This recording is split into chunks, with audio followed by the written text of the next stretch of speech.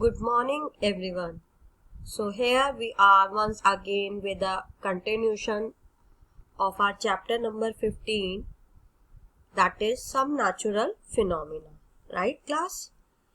In this class, we will learn what are earthquake prone areas.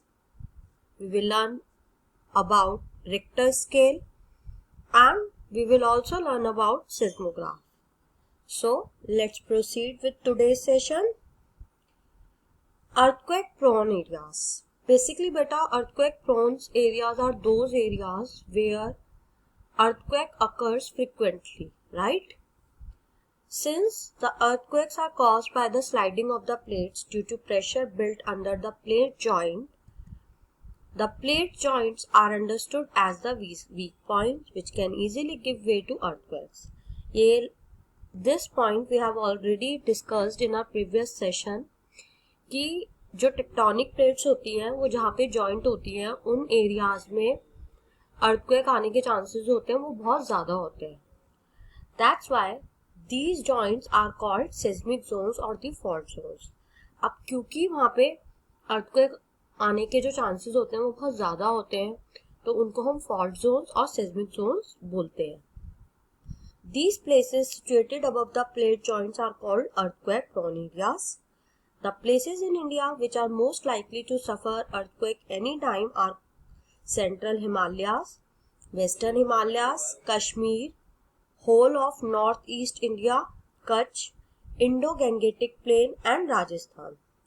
A few areas in South India also fall in danger zone. So these areas which are explained over here, these are earthquake prone areas. After this, knowledge checks. The trembling or shaking of the ground is called ground waves और tremors. बेटा earthquake आने पे जो भी हमारी अर्थ होती है, हमारी अर्थ की जो क्रस्ट होती है उसमें जो शेकिंग होती है या जो झटके लगते हैं उनको हम ग्राउंड वेव्स या ट्रेमर वेव्स बोलते हैं. और वी कैन से अर्थक्वेक आने से जो झटके हमें लगते हैं उनको हम सेस्मिक वेव्स भी बोलते हैं. Right? Beside earthquake, the pressure developing under the earth's crust may cause contraction of sea floor. Earthquake के साथ साथ जो सी का फ्लोर होता है बच्चे, जहाँ पे जो बेस होता है सी फ्लोर का वो कॉन्ट्रैक्ट होने लगता है, मतलब वो और नीचे की तरफ धंसने लग जाता है. That is one landmass to overlap another or it may result in the development of a mountain. अब कई बार क्या होता है क्योंकि टेक्टोनिक प्लेट्स जो होती हैं वो आपस में जॉइंट होती है और अर्थक्वेक वहीं पे आता है तो कई बार क्या होता है एक लैंड का जो टुकड़ा होता है वो दूसरे लैंड के टुकड़े को ओवरलैप भी कर लेता है जिससे कि क्या डेवलप हो जाते हैं माउंटेन, क्योंकि वो हाइट पे ऊंचे हो जाते हैं लैंड नॉर्मल लैंड एरिया से और इसलिए वो किस में डेवलप हो जाते हैं माउंटेन में. If the two plates pushing each other rise above the surface of the earth together, the Himalayan range is an example of the plate movement due to pressure developed under the crust. जो Himalayan range है बेटा, as you have already studied about the Himalayan range in social science, so ये एक वही example है जो कि earthquake के वजह से डेवलप हुए. Right? After this we will learn about Richter scale. The intensity of an earthquake is measured on a Richter scale. Intensity means how much the earthquake is strong or how much it is weak, right? It is known as intensity. The magnitude of the intensity of an earthquake is measured in a whole numbers and decimal numbers on this scale. Every whole number has a value equivalent to 10 times the previous whole number. बच्चे ये बात यहाँ पे बहुत समझने वाली है. जो रिक्टर स्केल होता है वो हमारा एक नॉर्मल स्केल नहीं होता जिसमें हम ये बोल सकते हैं कि भाई जो नेक्स्ट वैल्यू होगी वो फर्स्ट वैल्यू के डबल है. For example the scale which we use in our daily life, उसमें जो 2 सेंटीमीटर होता है that is double of 1 centimetre, right? But in Richter scale it is not like that. Right? ऐसा इसलिए बच्चे क्योंकि रिक्टर स्केल में जो नेक्स्ट वैल्यू होती है वो प्रीवियस वैल्यू के 10 टाइम्स ज्यादा होती है. फॉर एग्जाम्पल, अगर रिक्टर स्केल पे जो अर्थक्वेक है वो एक अर्थक्वेक है जो सेकंड वैल्यू पे आया है और एक अर्थक्वेक जो है वो थर्ड वैल्यू पे आएगा, तो हम उसमें ये नहीं बोलेंगे बेटा कि जो थर्ड वैल्यू पे जो अर्थक्वेक आया है वो सेकंड वैल्यू वाले का डबल है, नहीं, that earthquake which is on at third Richter वो सेकंड वाली वैल्यू का 10 टाइम्स ज्यादा है, मतलब उसकी जो इंटेंसिटी है, उसकी जो पावर है वो उससे 10 टाइम्स ज्यादा है.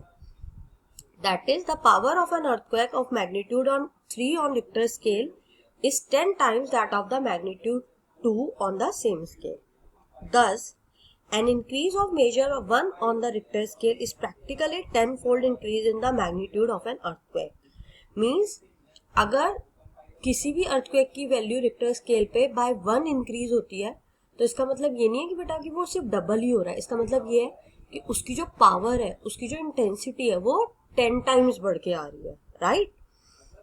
After this, we will learn about seismograph. Seismograph अभी बेटा हमने पीछे पढ़ा कि अर्थक्वेक की वजह से जो हमें झटके लगते हैं उनको हम सेस्मिक वेव्स बोलते हैं, जिसको हम we can record them via sensitive instrument called a seismograph. So basically, seismograph is an instrument which records the seismic wave generated by earthquake.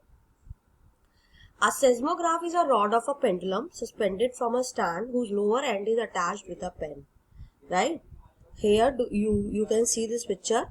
यहाँ पे बेटा क्या है, ये एक पेंडुलम होता है. इसमें जो पेंडुलम होता है, इस पेंडुलम के नीचे पेन अटैच्ड होता है. Right?